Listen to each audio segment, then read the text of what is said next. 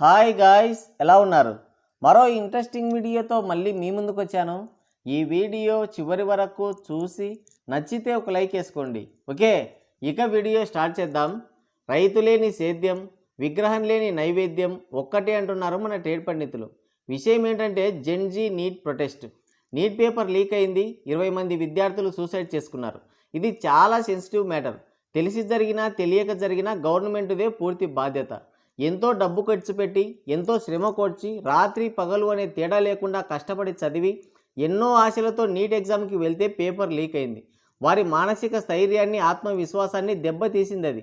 ఇప్పుడు నెక్స్ట్ ఏంటి? గవర్నమెంట్ దానికి బాధ్యత వహించింది. పేపర్ లీక్కి బాధ్యులైన వారిని అరెస్ట్ చేసింది. మళ్ళీ వెంటనే కట్టుదిట్టమైన భద్రత నడుమ ఎగ్జామ్ని రీకండక్ట్ చేసింది. పేపర్ లీక్ అయినప్పుడు నిరుత్సాహపడిన మళ్ళీ ఎగ్జామ్ అనగానే గుండెల నిండా ధైర్యాన్ని నింపుకొని పుస్తకాలు తిరగేసి కళాన్ని చేతపట్టి అనంతమైన ఆత్మవిశ్వాసంతో ఈ దేశ జాతీయ జెండాకున్నంత పొగరుతో ఎగ్జామ్కి వెళ్ళారు విద్యార్థులు. ఈ గ్యాప్లో జంతర్ మంతర్ దగ్గర నీట్ పేపర్ లీక్కి నిరసనగా ధర్నా స్టార్ట్ అయింది. నీట్ బాధితులంతా ఆ నీట్ పేపర్ మెడలు వంచడానికి క్లాసుల్లో సిద్ధమవుతున్నారు. మరి ఆ జంతర్ మంతర్లో ఉండే జాదుగాళ్ళు ఎవరంటే మనకు తెలియదు. రకుల్ గాంధీ, పాకిరాజ్, గంజాయి మొక్క, ప్రొఫెసర్ కాలకూట విషనాగులు, వీళ్ళకేమైనా తెలిసి ఉండొచ్చు. అక్కడ విద్యార్థులు లేరు అంటే ఎవరు ఒప్పుకోవడం లేదు. సరే, ప్రొటెస్ట్ చేసింది విద్యార్థులే. శ్రీరాముణ్ణి తిట్టింది, బ్రాహ్మణవాదం నశించాలి అని నినాదాలు చేసింది, ఆర్టికల్ 370ని రద్దు చేయమని డిమాండ్ చేసింది, లేడీస్ జర్నలిస్టులతో అసభ్యంగా ప్రవర్తించింది, కండోమ్ ప్యాకెట్లు వాడింది, పార్లమెంటు పైన దాడికి వెళ్ళింది. మొత్తం విద్యార్థులే అంటారు. సరే కానీ మంచి మంచి కట్టుబాట్లు. సరే, ఇవన్నీ చేసి పీకిందేముందాడా? లంక మీతకు గోదావరి ఈతకు సరి అన్నట్టు సరిపెట్టుకున్నారు. ధర్మేంద్ర ప్రధాన్ గారు రాజీనామా చేయాలి అని డిమాండ్ చేశారు. ఆయన రాజీనామా చేశాడు. ఆయన రాజీనామాతో ఒరిగిందేంటి? ఆయన ప్లేస్లో కట్టర్ ఆర్ఎస్ఎస్ సభ్యుడైన ప్రహ్లాద్ జోషి గారు వచ్చారు. పెనం మీద నుంచి పొయ్యిలో పడ్డట్లేదు. ఇక్కడ నీట్ బాధితులకి న్యాయం ఎక్కడ జరిగింది? తర్వాత బాధిత విద్యార్థులకి నష్టపరిహారం. అది ధర్నా చేసినా చేయకపోయినా ఆటోమేటిక్గా వచ్చేదే. ఇక లాస్ట్ వచ్చేసి బాధ్యుల్ని శిక్షించడం, ఇంకా కఠిన చట్టాలు తేవడం. ఇది ఆల్రెడీ చేసింది కదా బీజేపీ గవర్నమెంటు. 13 మందిని అరెస్ట్ చేసింది, కఠినమైన చట్టాన్ని రూపొందించారు. రేపు పార్లమెంట్లో కూడా బిల్లు పెడతామని ఎప్పుడో చెప్పారు. మరి ఇన్ని రోజులు అక్కడ ధర్నా చేసి ప్రత్యేకంగా వీళ్ళు పీకింది ఏముంది? మళ్ళీ జంజీ విజయం అంట. అసలు సమస్య అనేది ఎక్కడ పరిష్కారం అయింది? అది మీకే వదిలిస్తున్నారు మన ట్రేడ్ పండితులు. ఇప్పుడు చాలామంది విద్యార్థులు సూసైడ్ చేసుకున్నారు. వాళ్ళ ప్రాణాలంటే మీకు లెక్కలేదు. మీ అన్నో చెల్లో ఇలా చేసుకుని ఉంటే అప్పుడు తెలిసేది మీకు ఆ బాధ అని కామెంట్ సెక్షన్లో ఏడుస్తున్నారు. మీకు బుర్ర లేదని మళ్ళీ ప్రూవ్ చేసుకున్నారు. విద్యార్థులకి ఇలా జరిగిందంటే ఎవరికైనా బాధే. ఆ పెయిన్ తెలియాలంటే సొంత వాళ్ళే అయ్యి ఉండక్కర్లేదు, మానవత్వం ఉంటే చాలు. పేపర్ లీక్ని ఇక్కడ ఎవరు సమర్థించలేదు. దాన్ని అడ్డు పెట్టుకొని చేస్తున్న దురాఘాతాన్ని వ్యతిరేకిస్తున్నారంతే. ఆ చనిపోయిన విద్యార్థులు మెడికల్గా అన్ఫిట్. ఎందుకంటే వైద్య వృత్తి అనేది చాలా సెన్సిటివ్. కుట్లు వేయాలన్నా, చికిత్స చేయాలన్నా, సూది గుచ్చాలన్నా మెంటల్ స్ట్రెంత్ అనేది చాలా అవసరం. ఆ మెంటల్ స్ట్రెంతే లేదు వీళ్ళకి. జీవితం అంటే పోరాటం, పోరాటంలో ఉంది జయమని రజనీ తాతయ్య నరసింహ సినిమాలో ఎప్పుడో సెలవిచ్చాడు. ఎదిగే క్రమంలో ఇలాంటి అడ్డంకులు వస్తూనే ఉంటాయి. వాటిని ధైర్యంగా ఎదుర్కోవాలి. ఈ నీట్ పోతే ఇంకో నీట్ వస్తుంది, అది కాకుంటే ఇంకోటి. పోరాడే తత్వం, ఓర్చుకునే శక్తి ఉండాలి. అప్పుడే జీవితంలో ఉన్నత శిఖరాలు అందుకుంటారు.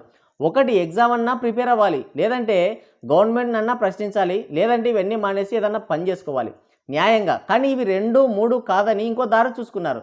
దానివల్ల ఉపయోగం ఏంటి? తల్లిదండ్రులకి కడుపు కోత మిగిల్చడం తప్ప. అదే జీవితం కాదు. ధైర్యంగా ముందుకెళ్ళాలి. చాలామంది ఆ విద్యార్థుల సూసైడ్కి నీట్ పేపర్ లీకే కారణమని భ్రమపడుతున్నారు. కానే కాదు, టార్చర్. మెడికల్ కాలేజీల సంఖ్య చాలా తక్కువ, సీట్లు తక్కువ, పోటీ ఎక్కువ. ర్యాంకుల ఆరాటంతో విద్యా సంస్థల టార్చర్. సీటు కొట్టాలి, జాబ్ పట్టాలని పేరెంట్స్ టార్చర్. మరోవైపు సీటు రాకుంటే చుట్టుపక్కల వాళ్ళు టార్చర్. నిద్రాహారాలు మాని రాత్రి పగలనే తేడా లేకుండా చదివి చదివి చదివి మెంటల్లీ డిస్టర్బ్ అయ్యారు. దానికి తోడు ఈ నీట్ పేపర్ లీక్ అయింది. ఇది నిజం. తొక్కలో పేపర్ లీక్ అయితే ఎవడు అలా చేసుకోడు. వీళ్ళ మీద మీకు కనీసం జాలి కూడా లేదని మళ్ళీ మన ట్రేడ్ పండితులే నిందిస్తున్నారు. పిచ్చిన ఎల్లారా, అక్కడ ధర్నా చేసిన ఎవడికి కూడా వాళ్ళ మీద జాలి లేదురా. తాగారు, తిన్నారు, తిరిగారు, డ్యాన్సులు వేశారు, అమ్మాయిలతో ఎంజాయ్ చేశారు. అక్కడికి వెళ్ళి కండోమ్ ప్యాకెట్లు చూడండి మీరు. ఇక్కడ జాలి ఎక్కడ కనిపించింది మీకు? వాళ్ళు వాళ్ళ సొంత ఎజెండా కోసం వచ్చారు. ధర్మేంద్ర ప్రధాన్ రాజీనామా కోసం ఎందుకు పట్టుబట్టారంటే విద్యా వ్యవస్థలో ఆయన తీసుకొచ్చిన సంస్కరణలే అసలైన కారణం. మొఘలులు, గోరీలు, అక్బర్లు, బాబర్లని చెత్త చరిత్ర, తప్పు చరిత్రని పీకి అవతల పడేసి అసలైన భారత చరిత్రను చేర్చాడు ఆయన. కింది తరగతుల నుంచి హైయర్ ఎడ్యుకేషన్ వరకు మొత్తం ప్రక్షాళన చేసి ఒక కొత్త అధ్యాయానికి తెరలేపాడు. అందుకే ఆయన రాజీనామాకి పట్టుబట్టారు. ఇప్పుడు ఆయన రాజీనామాతో స్టూడెంట్స్కి ఒరిగింది ఏమన్నా ఉందా? న్యాయం జరిగిందా? లేదు కదా.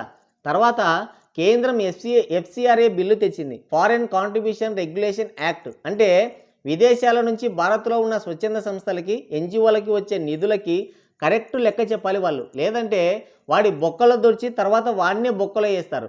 ఇన్ని రోజులు ఈ మొగళ్ళు ఆ ఫారెన్ ఫండ్స్ని మత మార్పిడికి, ఇలాంటి తుప్పాస్ నిరసనలు, ధర్నాలు చేసి రాజకీయ అస్థిరత ఏర్పరచడానికి ఉపయోగించేవాళ్ళు. ఈ ఎఫ్సిఆర్ఏ బిల్లు పాస్ అయితే అలాంటి లంగా పనులకి ఆస్కారమే ఉండదు.